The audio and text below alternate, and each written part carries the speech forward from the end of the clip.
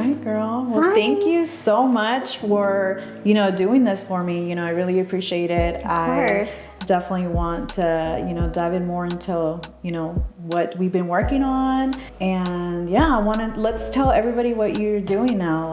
How did Valerie Co become to be? Like, I want to know everything. Awesome. Well, thank you so much for having me first. I'm not gonna lie, I want to try to be as raw and honest about all my, responses, and hopefully, it can help somebody out. So thank you for having me as part of this. Valerie Co is actually a rebranded brand that I launched last year. We used to be Valerie Lopez Hair and Makeup. We are a bridal hair and makeup company, and where it all started, let's see. It started accidentally. I really didn't have a plan in place to start a company that was going to have several, contractors and artists that go out to service, bridal hair and makeup for events in Austin and surrounding areas. It was more like me freelancing, doing hair and makeup for brides, and then out of nowhere, the demand was higher, and that's where we needed to start adding little by little a hair artist, a makeup artist, another hair artist, another makeup artist, and now we are about 26 artists, and we try to,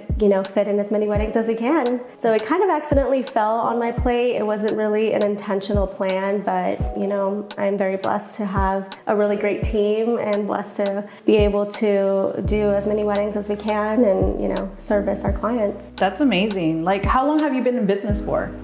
Since I started back in freelancing back in 2010, 2011 is when I started freelancing by myself, and then the company kind of grew sometime in 2016, 17. I will say that that's whenever a majority of makeup became a thing on Instagram and YouTube, and it was kind of oh my God, makeup is so popular. It used to be a hobby back in the days. Now it's a career line. It's it does provide livelihood for it. And so about 2016, 17 is when it really stemmed and grew from there. That's pretty amazing. I love that. I mean, you just never know. We all start off as freelancers, right? And then you just really never know where that's going to take you. So tell me a little bit some of the challenges that you face as an entrepreneur and having a whole team, because I know being a freelancer and actually building a team and managing people, I know that there has to be some challenges, going from that transition. So can you tell me a little bit more about that? Yeah, so it's not easy running a business already. It's harder running a business when other people are involved that are going to represent your company. So I feel like challenges are consistent no matter the amount of experience that you have. It's something that just kind of comes with it, right? One of my biggest challenges was I didn't go to college for business, so I don't really know the operation side of things and how to run a business. So I definitely learned that from the ground up, from doing taxes to how to operate contracts, etc. So all of that was really just learned with time. And the operation side was one of my biggest challenges in the beginning. We take care of everything. It was more manual, so a lot of admin hours were invested in that. So you can imagine, I'm not only working the weekends, I'm also working on a computer 24/7. It is not a 9-to-5 thing. It's a 24/7 thing, especially when we're servicing as many weddings as we're doing a year. So we're constantly speaking to vendors and brides. And so it is definitely challenging on the admin side. But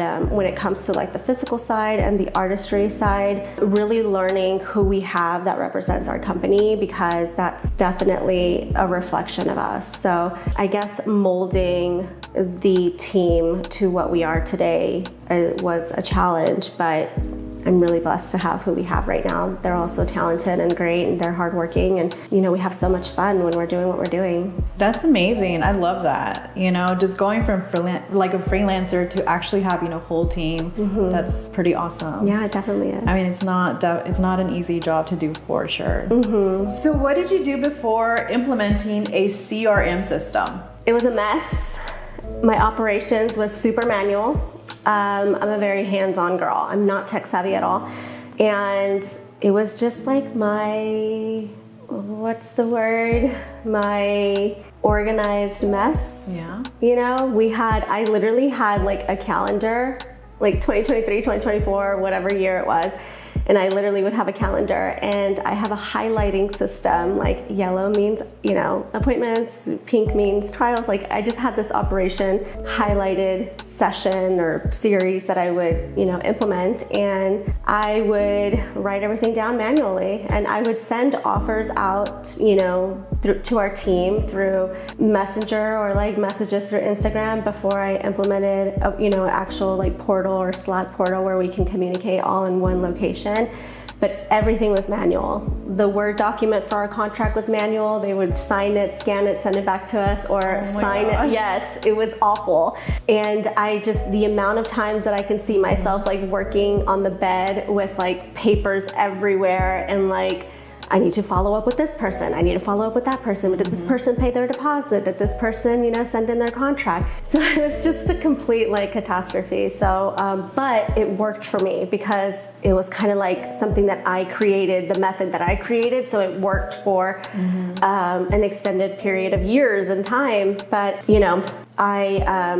the demand is always higher yearly, right? And when that happens, the admin hours become more and more, and they double. So I knew that I needed to change something, because it was No, absolutely, I know. Like it was awful. Yeah. So, well, the thing is that, look, this is the thing that I noticed, because I started working in the beauty industry, right, with a lot of the girls, and the more you work with them, you kind of figure out like what their challenges are, and I started seeing like, a pattern here that a lot of them wanted to grow their business, but they were just like, it just seems like too overwhelming, too much because of all the paperwork and everything that's involved.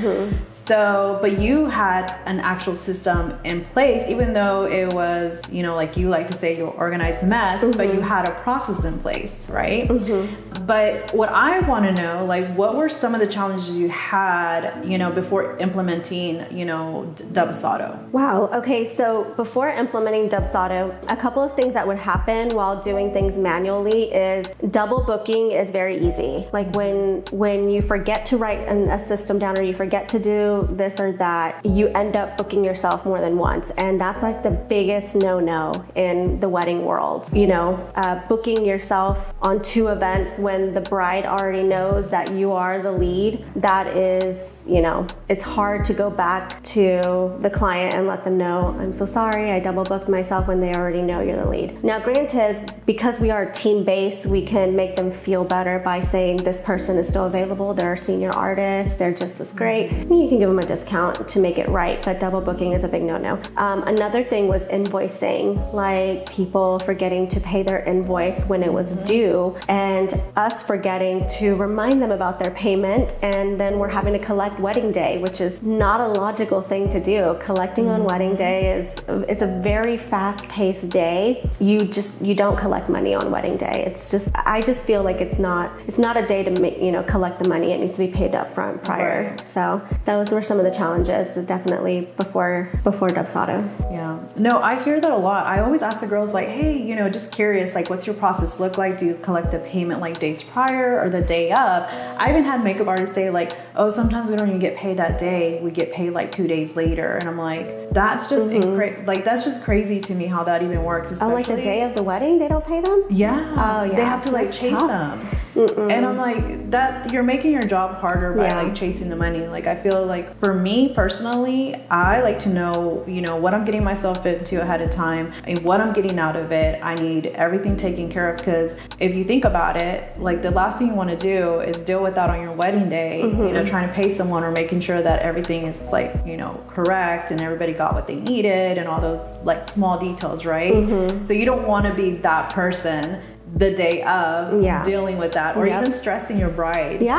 She's like getting ready in her dress and like, oh, you still have a $400 balance. Like, what? Yeah, exactly. She's about to walk down the aisle, and it's just, and you know what? There was a time where I, this was again all trial and error. It's all learning experience, but there was a time where I was collecting wedding day, and it was again not ideal. For me, it felt a little embarrassing as well to like have to collect the day of the wedding. think some people are like, they feel a little off about paying prior to the wedding day, but in all vendors and all contracts and all professional areas in this world, you collect before the day of. But exactly.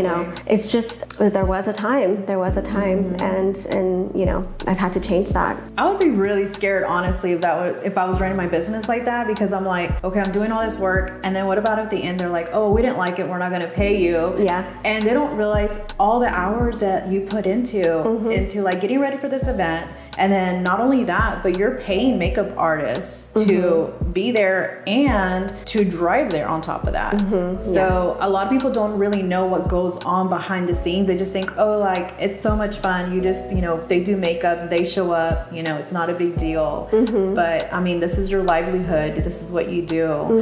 And so it just makes more sense, having an actual process in place. And I think it's just so important to talk more about that, as even if you're just a freelancer, you still have to have a process in place, right? And you even more so, you have a whole team that you have to manage. You need to make sure that you have all your ducks in a row, right?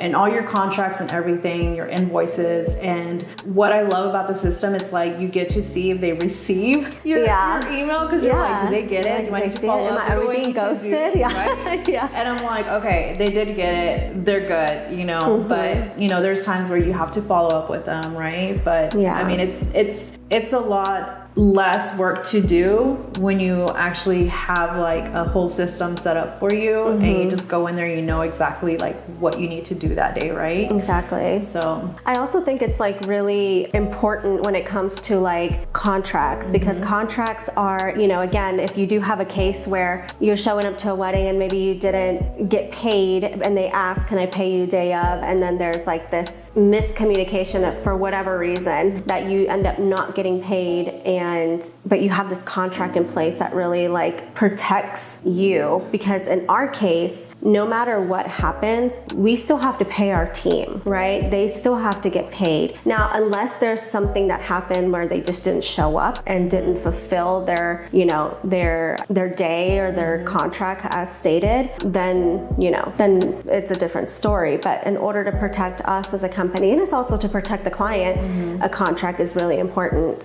So, and the contracts, we've learned even through the years, what started off 10 years ago is not what we have today. We've had to change that contract several times, especially after COVID. So it's definitely important, and it definitely protects us. No, for sure. And I think one of the biggest mistakes people do as an entrepreneur is that they just don't have contracts in place. They're like, oh, well, sometimes I send it and sometimes I don't. I'm like, no, you have to be consistent, because the moment that you don't send it, that's when something happens. Yes. So that, I mean, I've lived through that myself too. And I'm just no, I always have to send contracts. There's just no way around that. I try to be consistent with all my processes, especially with clients. They, if they book you again, they know exactly how you work and what to expect, right? So people do like consistency. They do. And I just feel we're going to touch on this topic when it comes to contracts. I also feel if I were a consumer, if I was requesting services from someone who is charging, a higher dollar or a premium pricing, for the services they provide, my expectation is to get a contract. I want our clients to feel safe with us.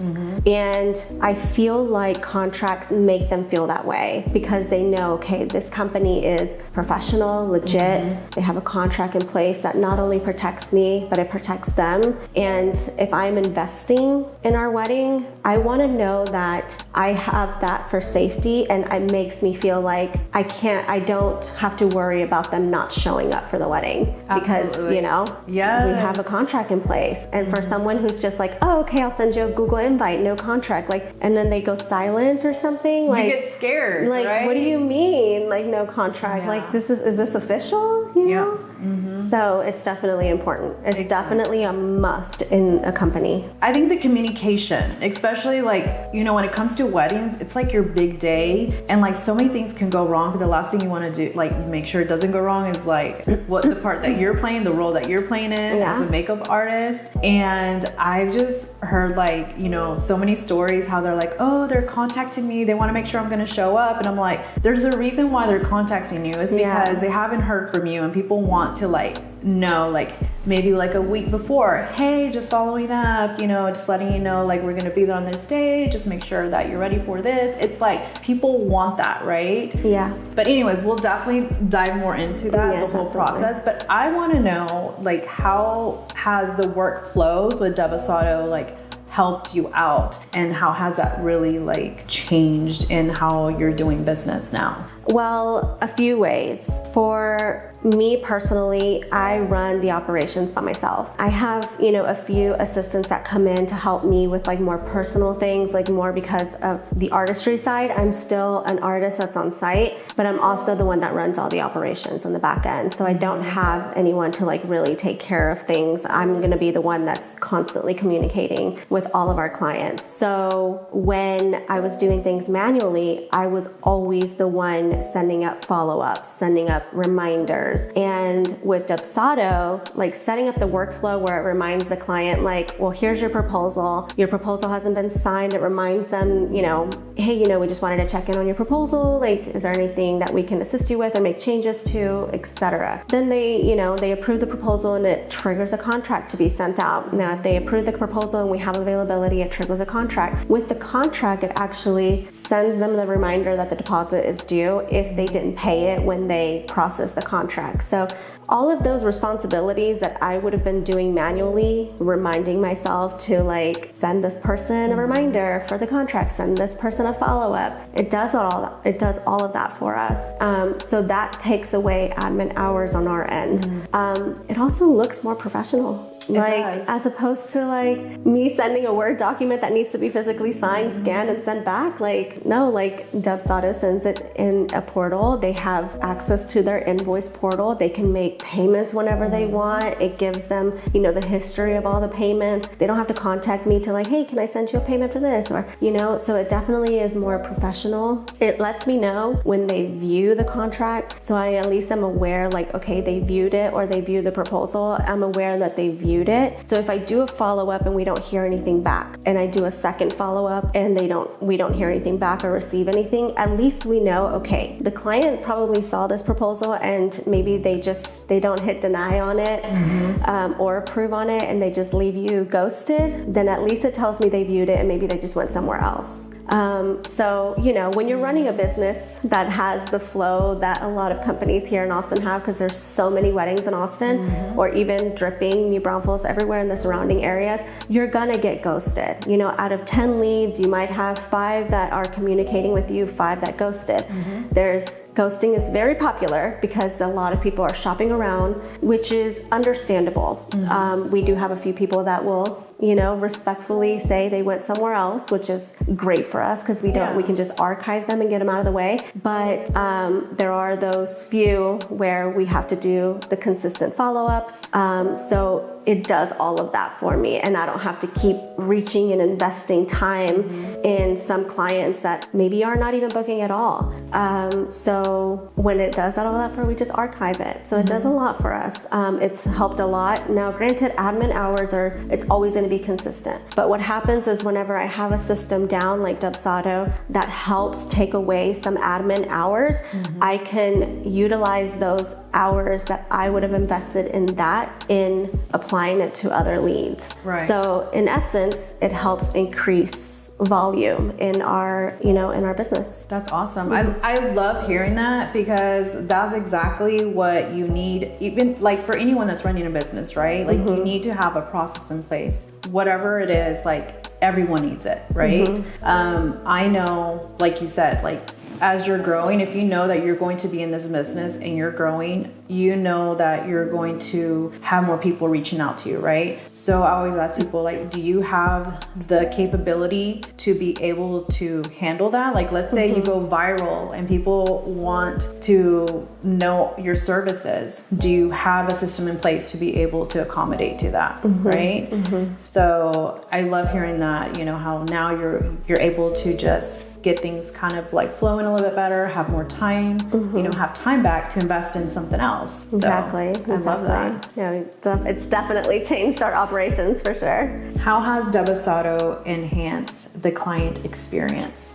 Well, I'm only assuming, right? Because I'm not a client, so I'm only assuming that it makes them feel comfort. I feel like it makes them feel comfort in knowing that we are engaging with them consistently and not so much just ghosting them. It makes them, I hope it makes them feel that we care enough to follow up with them. It makes them feel that we are, around and invested in their day, even if they book, 12 months prior. We can set up a workflow where we check in and say 6 months till your big day, so it helps them kind of feel like we're not just like doing other things. We are still around. We may not email every day, but we are still here. We care. So it depends on how you set up your workflow, on how the engagement would be with your client, which I assume would make the client feel a lot more comfort and trust in the vendor they hired. No, absolutely. You're right about that. Especially because you're dealing with a certain clientele, there's certain expectations, right, that have to be met with that. Depending on what kind of clientele you want to work with, right? But the idea is to provide the best client experience with you because we live off of referrals, right? Oh yeah, for sure. Like referrals are like the best compliments that anybody could ever give you. Absolutely. So. They're raw, they're real. I feel like if somebody is referring you out to a sister or a friend that's getting married, it lets them know that it is a real review in a sense. Like I'm referring you because this is a real review. I feel like reviews are great. They are genuine when they take time to go and review them, but sometimes it's hard. Sometimes it's hard to be like, oh, okay, I really do trust this review that's online, but like, do I really trust it, or is this just a friend that's reviewing it? Like, what is the client going to feel? And I feel like it gives them a better, a better understanding, or should I say a better feeling of getting a referral from someone who has experienced the service in the past. Another thing about Debasado is it's able, when it sends you like a lead form, it's able to tell you like, how did this person hear about you? And most of the time it's going to be referral. Sometimes our vendor friends like refer us out, and then social media, like marketing. So it tells you, and then you're able to know like, okay, where is this volume coming from? Like, where are all these leads coming from? And it helps us, understand if we need to market in a different area or not. I love that. That's so true, because it does give you that option to ask them like, how did you hear about us, right? So I love that. So let's talk about something else that's very I think everybody always has a question about this, is the pricing. Okay. How do we determine pricing on our packages? Is there like a certain formula you use to determine that? Oh my goodness. Pricing. Okay. If I had to say, what are the challenges, when you asked, what are the challenges in this company or the company that you just started, et cetera. Other than operations, pricing is always something that we think about, because every year things change. Every year, cost of living is different here. Every year something changes in the area that makes things in pricing go up.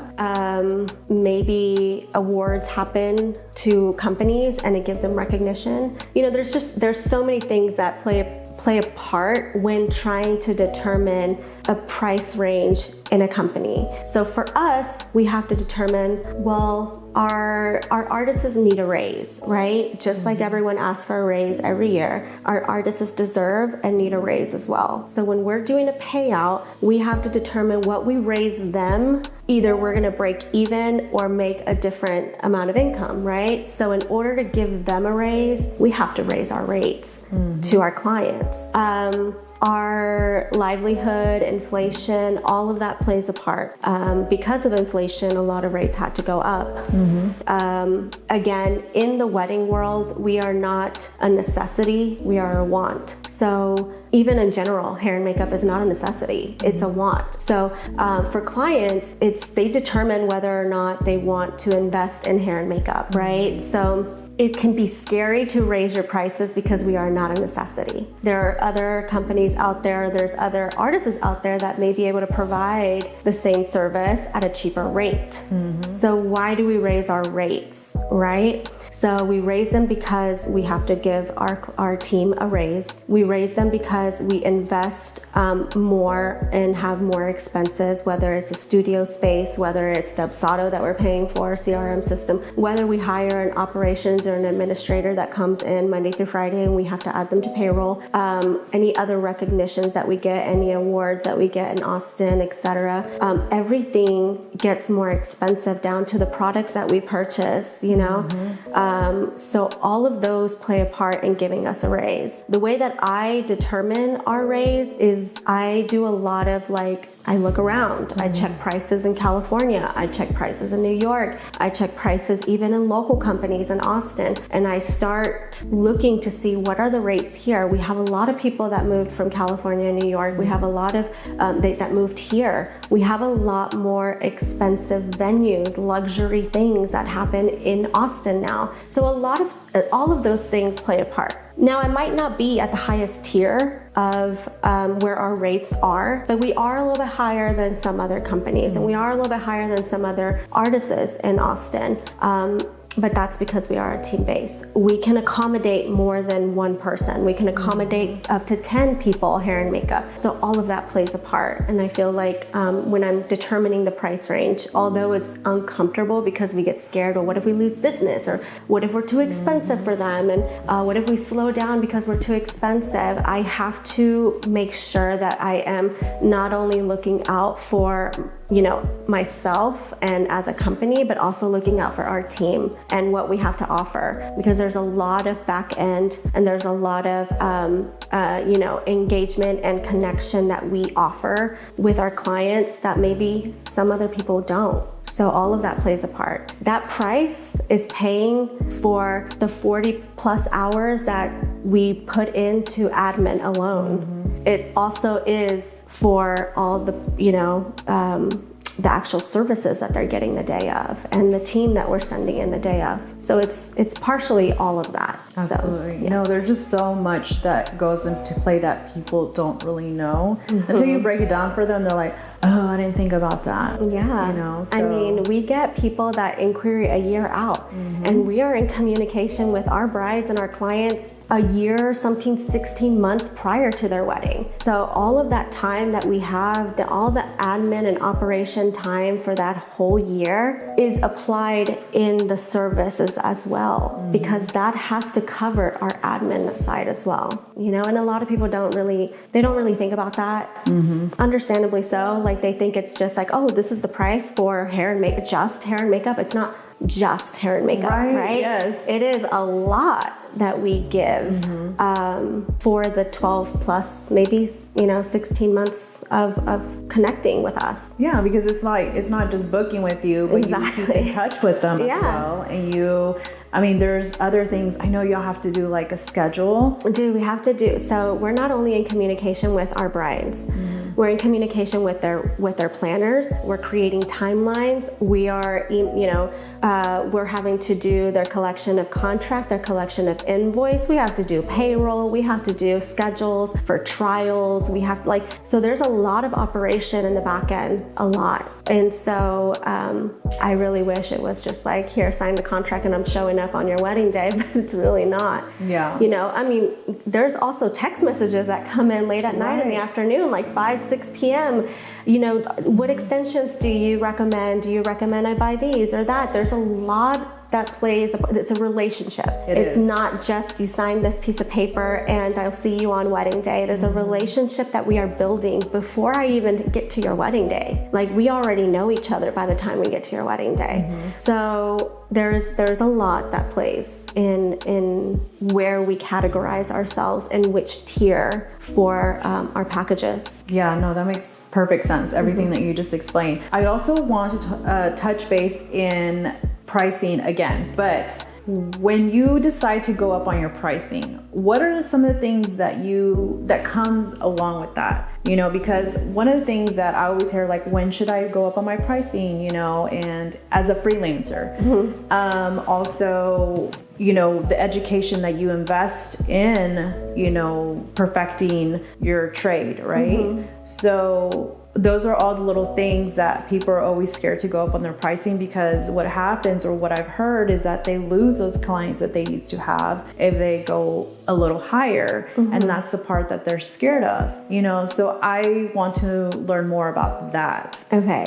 It is really, so raising your price alone is scary. And I think it's like scary for pretty much everybody. Like, even when I was a freelancer, I mean, gosh, I remember the day I was charging like $55 for makeup. $55 for makeup. One foundation for us cost $55. Okay. And it was, you know, it was the time where I started. So if I had to say, like, you know, is it scary? Yes. It's going to be scary. Yes. You're going to lose clients, but you're going to lose clients that are in a budgeted area. So like, for example, which is fine, right? This doesn't mean they're not going to find an artist that isn't talented, that can't do the same work. What I'm saying is, maybe the clients that you're attracting are the clients that you're attracting on that price range. So you're going to lose those clients that you're attracting, but you're going to attract somebody else that is within that price range. So everyone has, you know, a price range they can afford and they want to invest in. And maybe you're here, but every year you should go here and here and here and just continue going from there, because you're not only investing on your education, you're investing in your kit, you're investing in your growth, you're investing in your recognition, your reviews, your, you know, your technique alone. So every year, I think everyone needs to look at their prices, and they do need to go up, whether it's $5, you know, it's something, but it puts you in a different, you know, it puts you in a different tier. So if you're scared to lose these clients, it's okay. You may lose them, but you're going to attract these clients, the clients that are within your price range. So again, it is a scary thing, but while you're eliminating these people, you're going to still have, you know, people coming. They're just going to be within this price range, you know? Yeah, totally. That makes sense, because I feel like that's one of the things that most makeup artists are scared of, especially when it's their, like, you know, their full-time job is doing makeup and hair. They don't want to lose the clients that they already have, and, you know, they don't want to lose business, but there's another side to that, is that you might go through that phase, you might not, but you're going to find a new clientele, right? Yeah. But also, I feel like we need to also talk about, if you're going up on your prices need to match the service, right? Absolutely. Yes. So, and I think this is why I touched on the topic of, like, why do our packages, like, how do I determine the rate of our packages? Well, what do we incorporate in our services? Not only just, okay, hair and makeup, but also what else do we give to our clients that make them feel they can trust us as a vendor, which is the operations side of things, which is, again, everything else that's implemented in it. So let's say you're a freelancer and you decide, you know what, I'm going to go ahead and take her advice and I'm going to raise my price. Well, I'm not saying just raise your prices and give them the same relationship that you had, which is just book, send them a Google invite, and then you'll see them on their wedding day. Like, if you are raising your prices, you have to give them something. Their expectation is that you're going to be more involved, more professional, more, you know, they want to trust their vendor. Listen, they're investing a lot of money in weddings, right? And if one of my fears is that one day we're going to have a wedding and my team members are just not going to show up. That's one of my biggest fears. But how does the bride feel every day? The bride on their wedding day, their biggest fear is their vendor's not showing up. That's one of their fears. Whether you have a contract or not, there's so many scams that go out around there. But how are you going to make them feel like safe with you.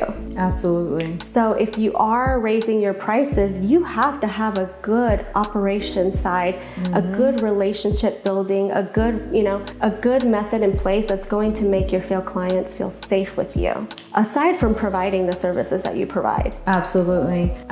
Do you think that's a difference between someone that charges less and charges more? I feel like if you charge less, you're always going to be booked, right? So you're not going to have that extra attention to that particular client or whatever that requires extra attention, right? Especially when it comes to brides, because I feel like if you're always completely booked, you're a freelancer, you're not charging as much. So that's, I feel that that's one of the other sides to it, where you don't really provide the best customer experience versus someone that charges more.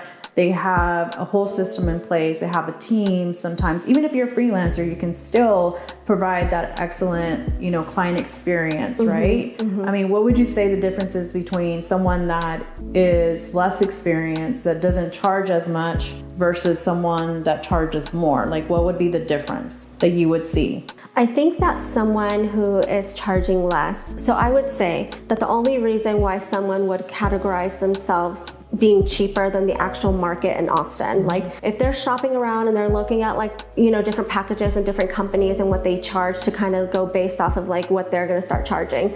I think when people do that, it's because either they're fairly new to the market, they want to grow their business, they kind of want to get out there and let people know, okay, I am doing makeup and I need a portfolio. I'm charging less than your average Austin prices because I'm trying to grow. So they either have to be really new, not saying they're bad at their work. This just means if you are, let's say, new to Austin and you moved from New York and you do a great job, it's fine, great. But maybe you charge less because you want to start booking clients and then you raise your rates from there, right? So I feel that they would go based off of because they're trying to grow or because they want to book a lot of sessions to get a portfolio together.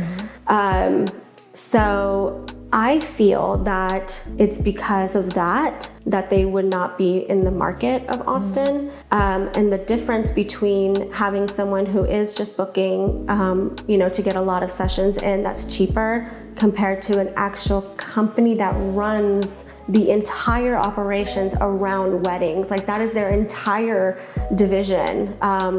And so I feel like there is a different kind of connection and relationship that they would give and provide for their clients than they would as an individual freelancer. That is an assumption, right? Because I can't really just say that's what they do as individuals. I'm only assuming that when someone is cheaper, it's because they're trying to grow and because they're trying to get out there and let it be known that they are doing makeup, which is how everyone starts. Yeah, absolutely.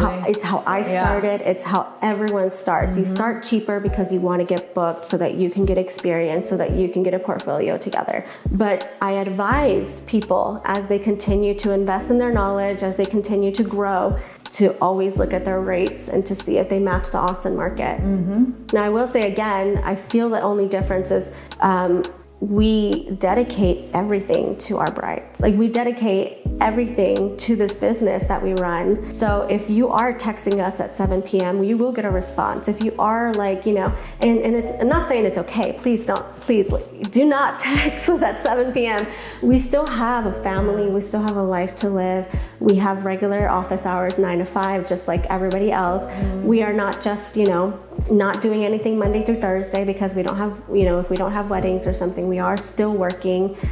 So it is, I feel that, I hope I'm answering this question. I really do feel that it's because our connection and relationship is definitely different with our clients than it were just someone who's a freelancer that is, booking just by appointments. No, that makes sense. No, that's exactly what I wanted to really touch bases on, the differences and when you should go up on your prices, because as a freelancer, you really don't know when you should revisit that, right? Every year. So every year, every 6 months, depends on what they do. I mean, you can have a freelancer who's like, well, I already know how to do makeup. I don't need to do this, or I don't need to do that, right? Or I don't need to do this. I just want to book appointments. Like, you know, then keep your rates where they are and book yourself out. Get busy, do your thing. But if you are a freelancer who's like, okay, I'm going to do this for 6 months. I'm going to charge this, but I'm going to also do a lot of free work with photographers. Because when you're doing free work with photographers, you're building connection with networking with not only vendors on that side of the world, but you're also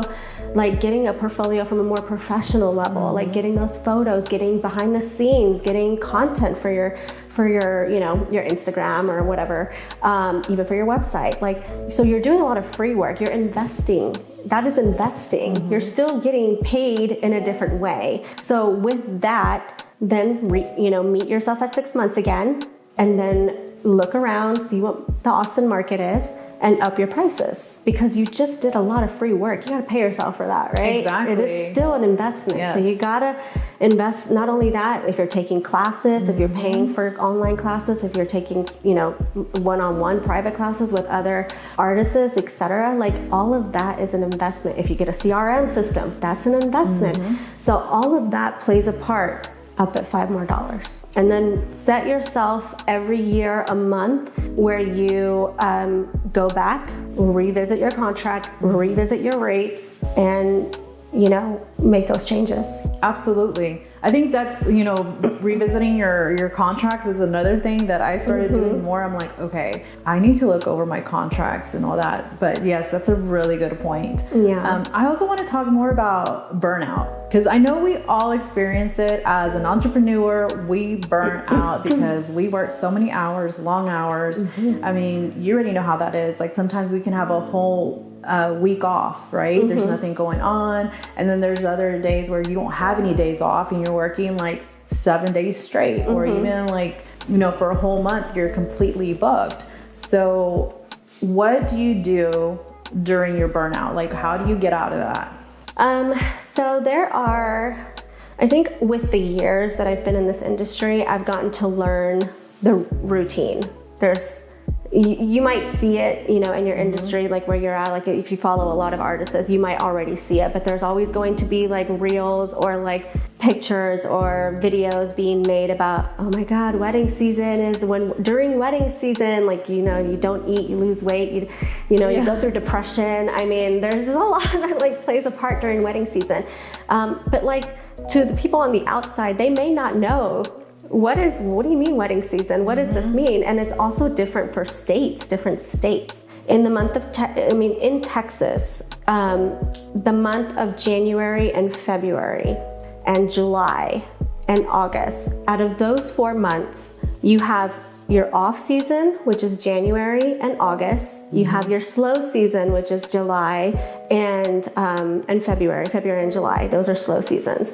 And then you have the rest are wedding seasons. So out of 12 months, 4 months are slower than normal, and the rest are busy.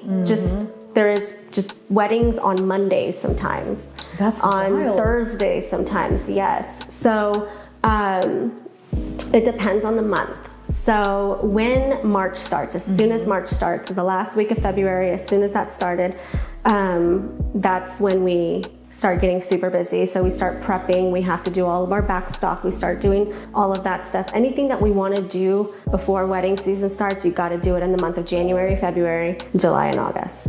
So to prevent burnout, what I personally do is I take the month of January and August off, the entire month. If I do have bookings, or if we do have bookings as a company, I will book out the artists that decide to work on those days, because a lot of people do vacation or take time off. That is to kind of replenish yourself and like maybe to do things for your own self. Maybe you have projects at home. Maybe you want to go on vacation. Excuse me, whatever you want to do. You base it around those times because it's before season. So it provides time for you to kind of recollect, do the things you want to do, miss it a little bit, and then get back to work. But once you start season, that's it. That's it, right? It is busy the entire time.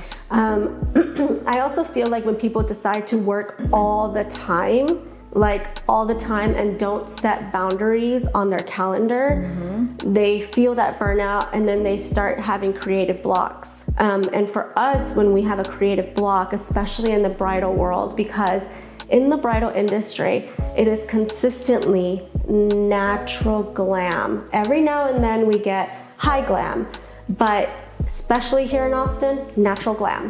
And it is natural glam all the time. Natural glam all the time. And you're like doing the same thing over and over and over, and it's repetitive.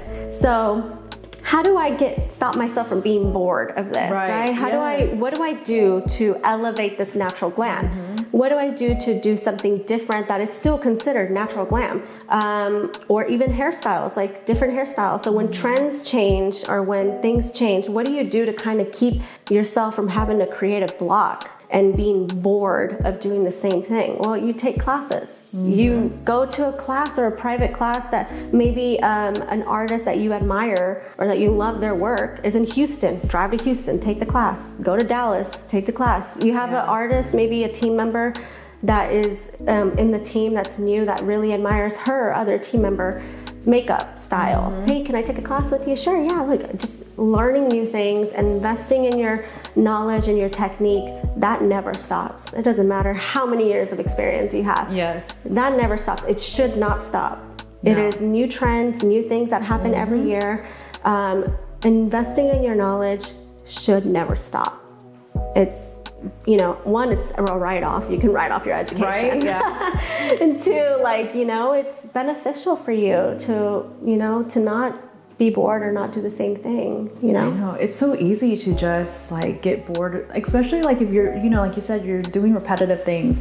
And I'm learning something new because I didn't realize that doing the same look every single time, it can get really, redundant, but I could see that. I'm, as a graphic designer, I'm thinking, sometimes, you have a certain clientele that wants a certain look and you're like, rose gold again? I don't want to do rose gold anymore. The amount of photos that we get, it's so funny because I see reels all the time. The amount of photos that we get for inspo, they are always the same photos. It's always the same Pinterest photo. And so, so for even another thing, a good thing that could come out of learning something new is that maybe you can be a trendsetter. Maybe you can set your own trend, It doesn't have to necessarily be a high glam look. Maybe it's still a natural glam look, but what makes it different? What did you do different that that you may post on your Instagram and your clients that's my inspo photo? So exactly. just, it's just those things. And learning about different products and stuff too. We love that stuff. New products, things that people recommend. Sephora, let's go. Because we're excited to try something new because we always use the same stuff.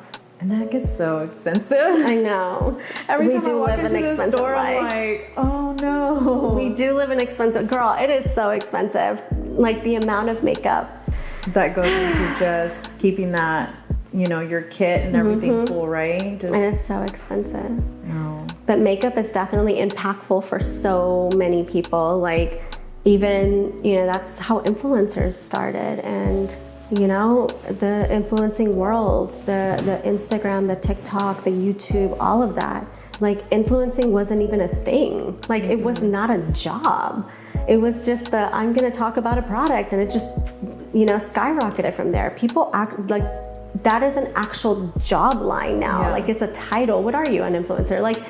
You get paid for that. You get paid to influence people about what you are talking about.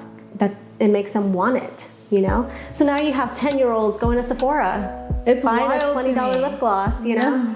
So, which leads to marketing. Marketing is really important.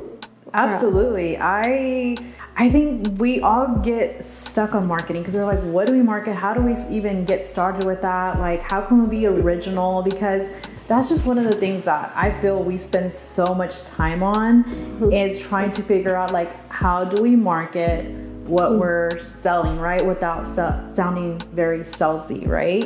So tell me a little bit about your marketing strategy, or what is it that, any tips, advice that you could give other makeup entrepreneurs, you know?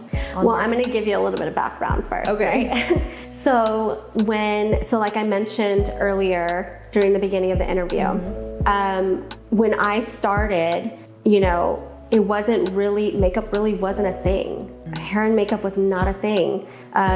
Having artists go to your venues, that was never a thing. You had your brides going to JCPenney or Sephora or MAC or somewhere, a station where they can get their services done. Can you imagine a world where a bride now goes to a salon to get their hair and makeup done, and they have to rush into Austin traffic to get back to the venue to get to their ceremony on time? Like, what we provide is a luxury service. It is a service that we come to you. We are catering for you for your day. So that's why it's also another investment, right? But back in those days when I first started, this was just supposed to be a hobby. It was supposed to be a hobby. This was not even looked at as a career line. It was more looked at as a hobby. So telling somebody back in 2009, 2010, all the way to 2015 that I was a makeup artist, that they would laugh. They'd be like, okay, so what else do you do? Like, and you know, so it just wasn't looked at that way. But then the world of influencing and the world of makeup started on Instagram. The world of YouTube started, and that was one of our biggest blessings. Like, to have that on our backs, like to have that back us up, that is what made what we are today. Having people know the beauty of this side of this world, what an artist can provide for them, and how it makes them feel. So when I started, it was really hard because I had this hope and faith that something that was not frowned upon, but it was looked at differently, was never going to get me anywhere in life. Right. And when I looked at it that way, I was like, well, I got to go join the corporate world. I got to go work in a corporate office. And I guess I can just do makeup on the side to make me happy, to fulfill my needs or my wants and desires of working in the beauty industry. When that started, all the influencing, I was in heaven. I watched YouTube every day. started filming. I started filming myself doing makeup. I started tutorials on all avenues from Instagram, YouTube, Snapchat, and that's where I got my first following. My following on my personal Instagram, because I started attracting people that were also in the same world as I was with my influencers that I would follow. And I started connecting with them, and I started getting to know them, and I just loved the fact that I can talk to them about something that I loved. And it didn't even matter about the PR packages or the packages that would come in, or the free product, or I didn't even have to get paid. I loved talking about it so much. And so that is where I started. I didn't really get into the wedding industry until 2016, 17. Okay. When it became popular to go to venues to do brides' hair and makeup. I was freelancing for a long time, doing work for free for photographers, doing work on myself. But that is how I really got into the makeup world. I loved it since day one. Okay. But that is how I got known as a makeup artist in Austin first, before I even opened up the wedding company, hair and makeup company. So I was always marketing. I got my marketing from connecting with my followers, talking about products, recommending products, trying products for them before they buy it. Now that world I had to leave behind because it was not healthy for me, and in that time, should I say. Okay. It wasn't healthy for me in that time when I was just discovering this new thing, right? So I had to let that go because I decided this is the area that I wanted to be in, and I had to invest all my time in the bridal hair and makeup part instead of the influencing part. And then that's where I started, transitioning into bridal. Okay. But marketing is very important. Give me some marketing tips, or let's give the girls that are in the beauty industry, they're makeup artists, hairstylists. What are some marketing tips that you could give to them? So I used to be a lot better at marketing myself. So I'm going to say this out loud, and hopefully I can take my own advice, because although I was good at marketing in the past when I used to, influence and stuff, I find it harder now to market because of like the timing of stuff. It's challenging. But my very first piece of advice is film. Just film everything. Like if it's just a small little part of the venue, or you curling somebody's hair, just film 20 seconds of it and then make a description on how to prepare your hair for a trial, or how to prepare for the big day. Everything could be a video. Everything you film has the possibility to create content for you. So filming, consistency, some kind of creativity of like that makes it uniquely yours.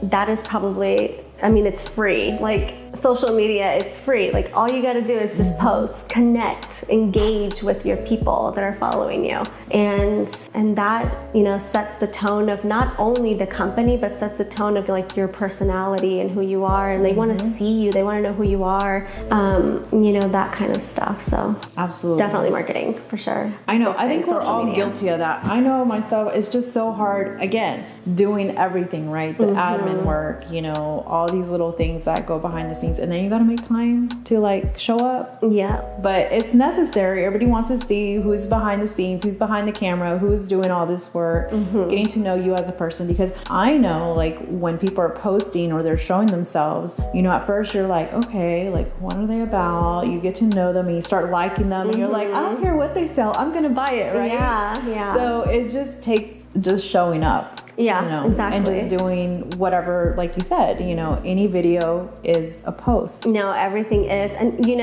I'm going to try to do this, like at least for the company side of things. I do have 2 different social medias. Like my personal social media is the one where I actually again, it's the one where I was influencing on. So I grew followers, and I have people on there that I don't have on my business page, but on my business page or our business page, it's a different type of content. But I really do want to put my own personal self behind the scenes of the business side of things, because although I'm not the only artist, I am, the owner, and I want them to know like this is how we run our ship. This is what we do, and I want those followers to connect with us as a team and like get to know everybody in a sense. So I'm really hoping that the marketing will change for this year. I have different plans that I want to do for this year. So I'm hoping that I can start, implementing those things into that page, so that, again, it's one of those things where you gotta how do they know you? You gotta show up in order to be seen, is what I said last time. You gotta show up in order to be seen. So if you want people to know you want people to know what you do, you've gotta show up for it. You have to film, you have to record yourself, let them know your personality, let them know what you do. If not, they're not gonna know. Especially if you just start, you gotta always post. They got to know what you're doing, but in order to do that, you have to post. And definitely look at your analytics, right? Because the numbers are not going to lie. They're going to tell you what people are liking the most, what you need to be posting more, consistently, and also look at your competitors. But talking about competitors, Austin is really big, right? But it's also small at the same time. Okay. So how do you deal, or what do you do whenever people are posting very similar things to you? How do you handle that? It's so funny that you asked that question. We're in the same industry.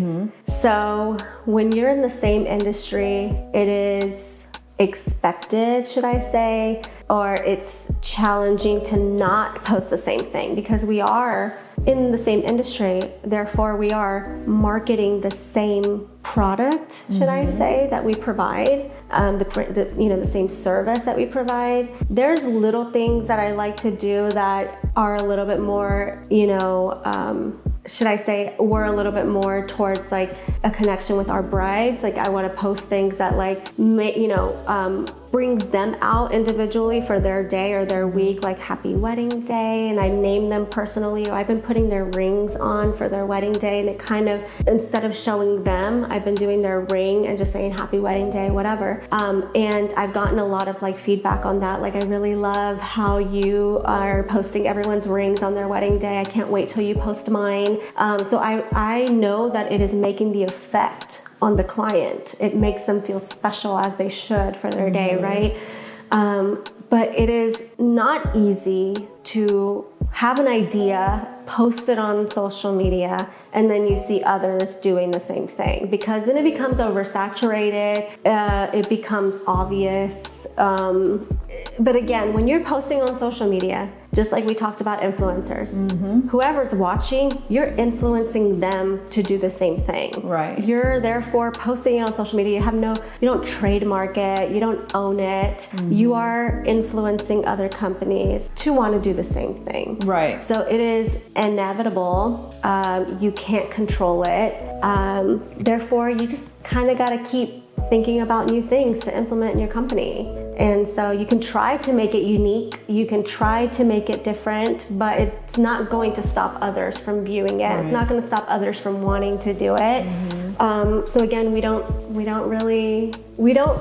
do nothing about that. You know? We can't, because we're in the same industry and we're posting it online. So we kind of just gotta get over it, move on, and think of something else. That's pretty much what you have to do, is be more creative, come up with new ideas, try it out and see what happens. But again, you can't control what other people do with that and then copy, what you're doing. And you're just kind of like, oh my gosh, like I did all that, and then someone else comes in and also does the same thing, but we don't own the rights to that. It is what it is. You just basically just accept it and move on, right? Yeah, like I said, what can we do? Like, what can we do other than think of something new? Think of something that may apply more to what you provide, and maybe apply more on a personal level of like what we are as a company, and what we present as a company. So, that's one of like the sucky parts when it comes to like wearing all the hats in the industry that I'm in, or wearing all the hats in my business, is that I'm not only the one that also does the artistry, I'm also the one that's marketing, I'm also the one that does payroll, I'm also the one that does operations. It doesn't have to be that way. That's how I want to do it. Like that. We can hire somebody, but I love having my personal touch to my company. I love having my own personal control of the company and how it's ran and everything. So, that's how I like it. I get scared having anybody else, put their fingers on the operation side or whatever it may be. But when it comes to like marketing, it is tough to think of new things. But again, once it's out there, we have no control of it. Absolutely. So it's just keep on creating more and just keep on moving. Yeah, we gotta just keep posting. Exactly. We just gotta keep posting. Yeah. So. Well, okay, so can you give advice to any new like freelancer entrepreneur that's wanting to pursue makeup? Where should they start? What should they expect? Just any kind of tip that you can give to them. Well, I'm gonna look directly at the camera right now. Go for it.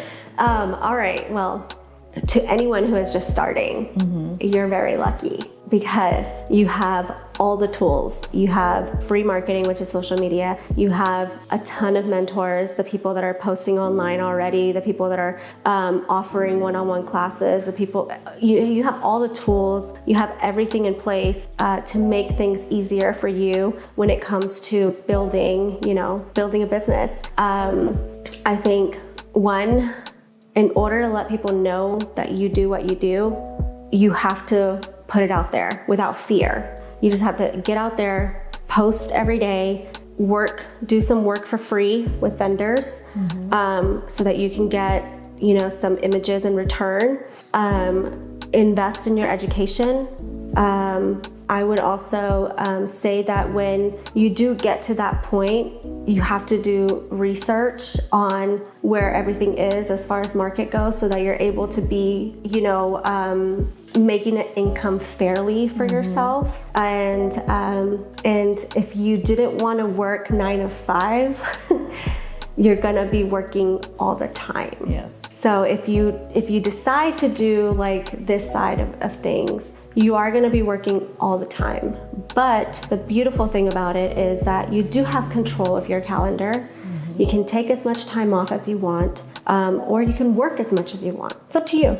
But you have to invest, like, again, in order to be successful and grow, give yourself some grace for the first year to 2 years, because you won't see anything, because you're investing all the money that you are making, not only on your kit, but like website, contracts, classes, etc. So go in knowing that, and then set yourself up for an increase in your rates and stuff like that. So I would probably just say, the advice that I can give you is you gotta work hard. Like you gotta show yourself a lot more, like social media. You gotta invest in yourself a lot, invest time, a lot of time, but it's definitely worth it. Yes, you're speaking facts right now. Like, it's everything that you said is like, it's on point, because it's true. It's not your 9 to 5 job where you check out, because we've talked about that so many times, where we want to be like, should I just go back to a 9 to 5? Because it just seems to be a lot easier just to check out. But then you have the other side of it where you do have control of your calendar, right? Yeah. So that's one of the main things. And you're doing what you love. Yeah. It used to be harder back then. We didn't have social media back then. 2008 is when I graduated from beauty school. Like, where was I going to go from there? I didn't have the people that we have now. Like, I didn't have social media or a mentor or one-on-one classes. We didn't even have makeup academies in Austin. Like, everything, I'm a self-taught makeup artist. I learned everything from YouTube University. Like, it took me longer to succeed because I didn't have the tools that we have now. So to anyone who's starting, you're lucky. Yes. Because you can be successful less than a year.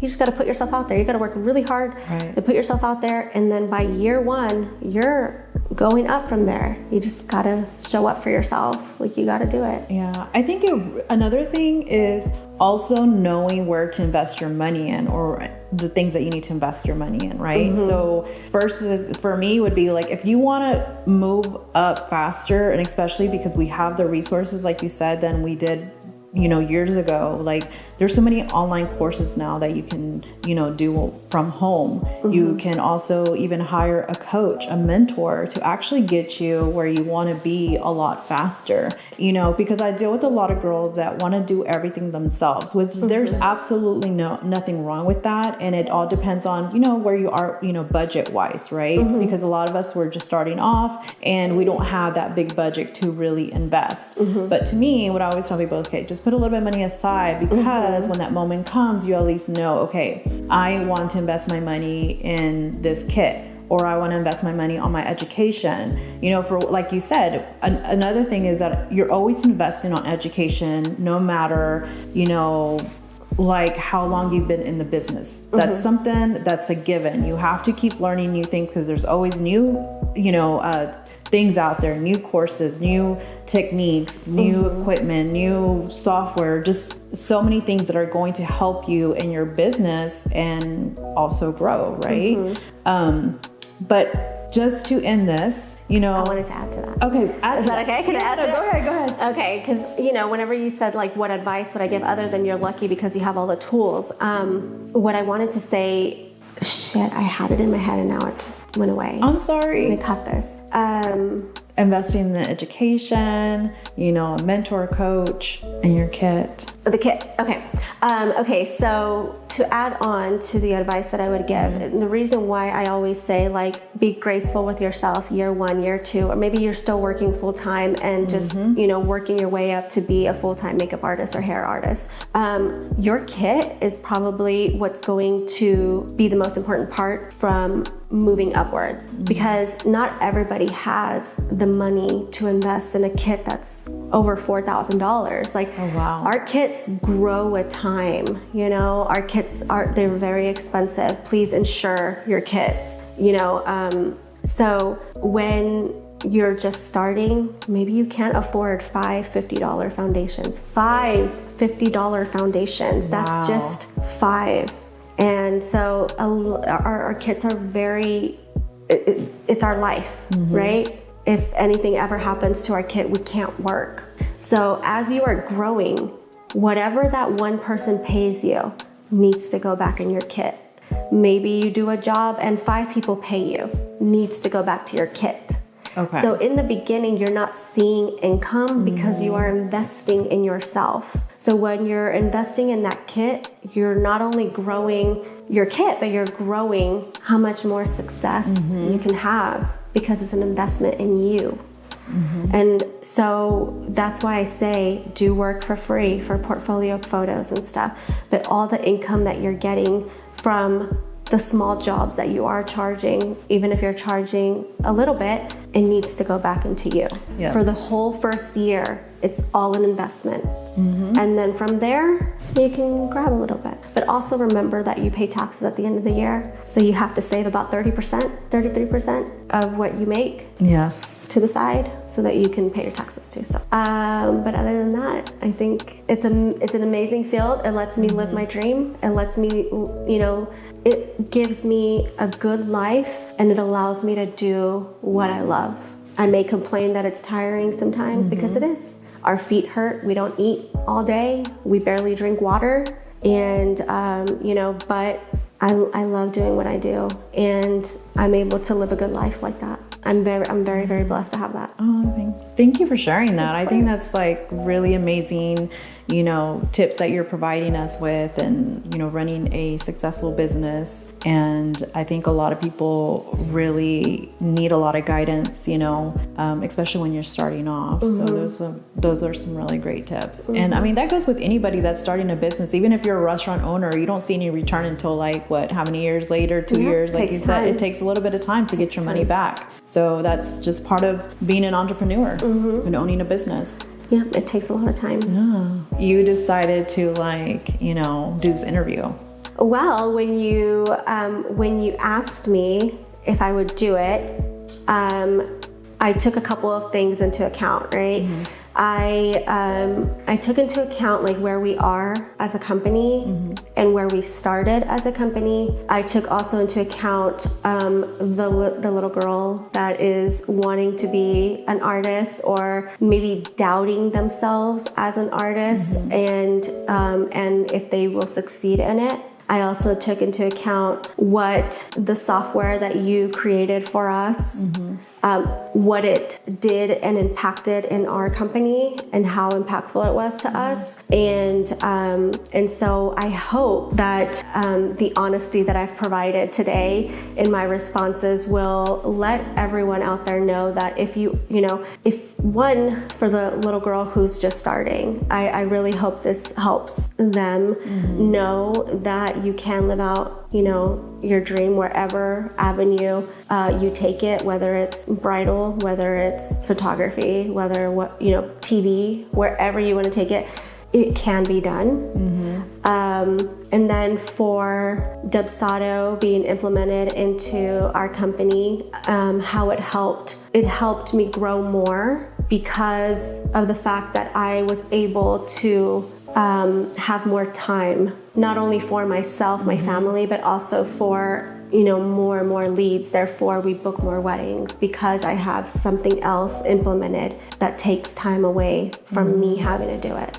So it definitely made a big impact on us, for sure. I love that. I absolutely love that. This is exactly what I want to hear because I am the type of person that I'm like always trying to solve solutions, like coming up with the solution. There's a problem. I'm like, okay, how can we like figure this out? And I knew that bringing you on, I remember talking to Luna, you know, she's like, I have someone, but she's scared and she's tried to implement other, you know, CRM system and it just didn't work out. And I was like, it doesn't matter, you know, each CRM system is going to do its thing, right? It's just a matter of implementing it into your business and learning it and just getting it to work the way you want it to work to your specific, you know, industry. And each one that I've always set up, it's very different. You know, even though they're a makeup artist, hairstylist, it's very different from your system. So I think that's one of the things that I really enjoyed working with you, is because you're very particular on how you want things and how you're running things. Not only that, but you were so scared to let go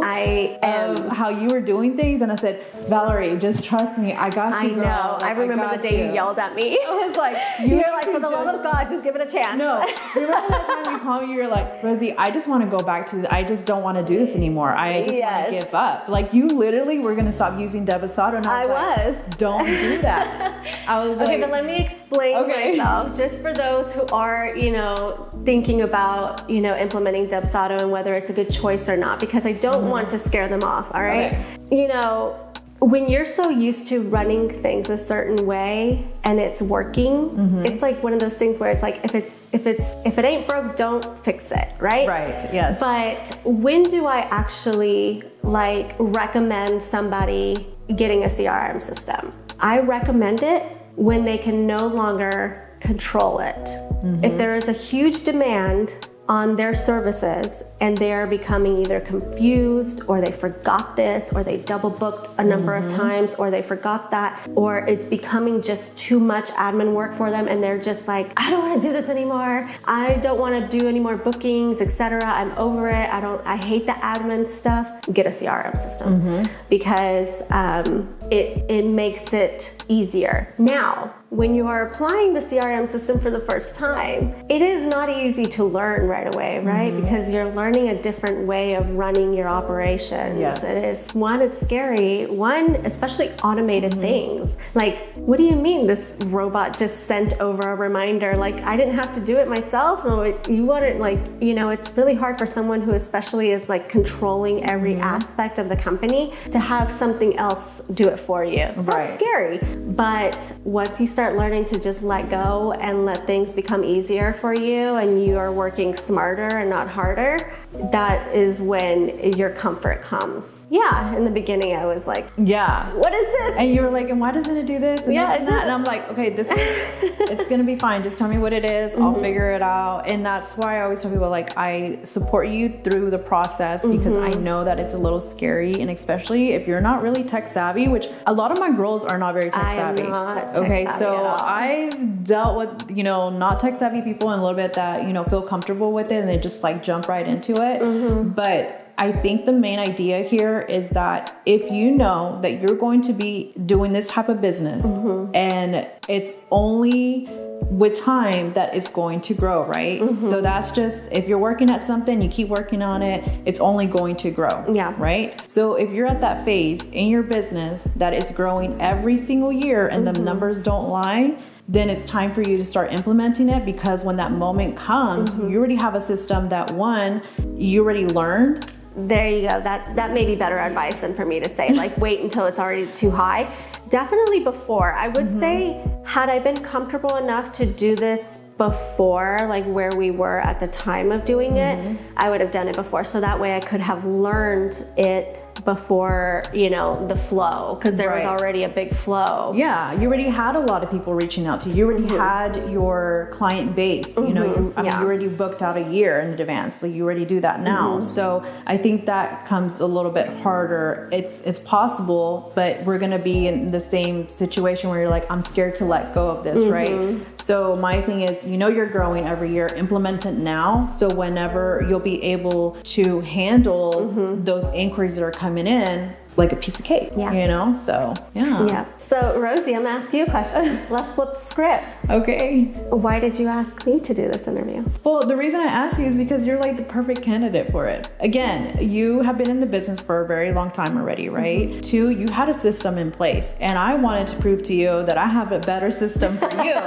you know? And not only that, you are very particular on how you wanted things, and you are very good at articulating, you know, those wants. And to me, I need someone one that's able to give me the feedback that I need. And again, it's collaborative, right? And I always tell my clients, like, I can only do so much if you don't give me the feedback that I need or tell me exactly what you need, because a lot of them are like, oh, I don't want to tell you, or I just don't hurt your feelings, or I'm like, part of this. No, you don't understand, like, this is collaborative, and I want to make sure that the system works exactly how you want it to work. And of course, when we're setting up things initially, it's not always going to be, like, perfect, right? So that's why I always say, I'm going to support you, through the process, because I already know that there's going to be some things that we're going to have to make adjustments to, right? And we work through those things together. And, and I really enjoy talking to you and spending time with you. And we got to know each other, not only on a client basis, but also on a personal, level as well. So I really enjoyed that. And I think you run an amazing business, and everything that you had any feedback that you gave me was exactly what I was looking for, so that's the reason why I picked you. Oh, thank you. Yeah. Well, I mean, I'm going to take this time to thank you for, I don't want to say putting up with us, because I know that I am very particular about like how the operation runs on our end, because again, it was something that was very hands-on for me. I had control of it. So I'm glad that you understood like why I was, why I was very particular about how it's being ran, because I had to get over the fear of something else taking over. But you really like helped me in every area. I know that I had a ton of feedback and a ton of questions on, okay, maybe like this isn't gonna work. We tested it out. Maybe let's do this and let's do that. Yes. And I feel like we worked on it so much that we really molded it to where it's at now, and to where it's running smoothly now. Everything is great. Yeah. And it just works. So I know it's working because I haven't heard from you. I know, right?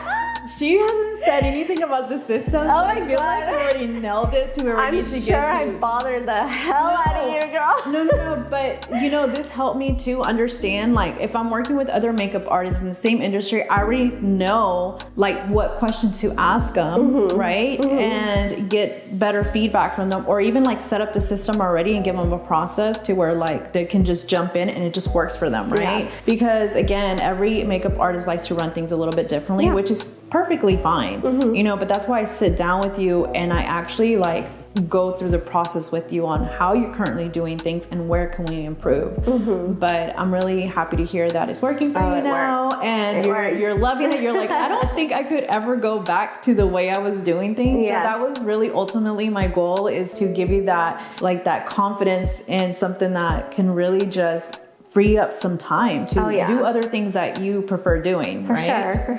Yeah, it definitely has cleaned up a lot of things on my end, so I'm happy to hear. Yeah. Well, thank you so much. Of course, thanks for having us. I really hope this was I really hope this is helpful for anyone viewing. Oh yeah, I'm pretty sure, because we touched on a lot of topics as far as when it comes to like pricing, contracts, and all those little things. As an entrepreneur, we need to make sure that we have that in place. Like, I don't care how small your business is. I don't care if you only have 2 clients a month or whatever the case may be. But if this is your passion and you're planning to do this, for the next whatever, how many years, then it's time for you to really operate your business like you're already doing it. Those 5 years are already here, right? Yeah, so show up like that. Yes, exactly. So yeah. All right. Well, thank you. Yay! We did it.